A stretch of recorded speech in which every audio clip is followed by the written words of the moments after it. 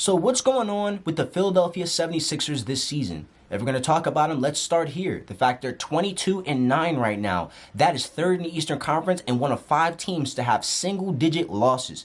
Very exclusive club, very elite performances. The Sixers are spearheaded by their head coach Nick Nurse, who's a new coach to this team, and you can see the impact that he's creating on this team defensively. The Sixers are playing a lot better defensively. Every play, and aside from the fact they're playing better defensively, every player seems like they're involved on offense.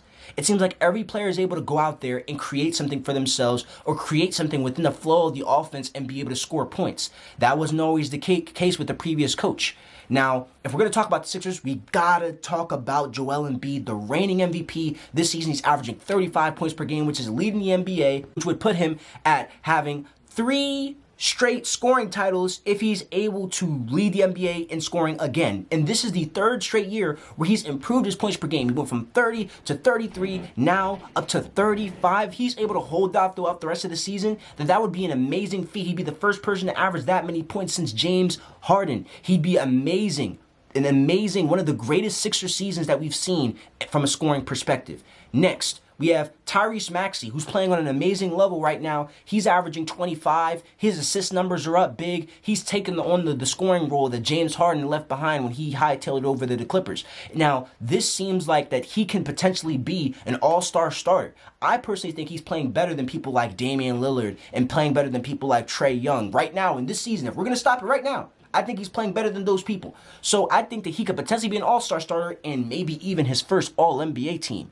And if you look at the rest of the people that the Sixers have, you have Tobias Harris, he's averaging 17. You have Melton, he's averaging 13. You have Kelly Oubre, who's averaging 12. These players are playing really well right now, and all you got to do is tip your hat to Nick Nurse on the fact that the Sixers don't necessarily have elite bench depth, but they're still able to score out here. But a problem that I'm seeing with a lot of Sixers fans as far as the state of the Sixers right now, they think that the Sixers need some type of third star. Stop. If you look at the past, every NBA champion since literally the Golden State Warriors with Kevin Durant have had 2 All-Stars. The Sixers are on track to have 2 All-Stars this year. You do not need 3 stars. I saw a trade where someone said that we should get Zach LaVine and Lauri Markkanen. How?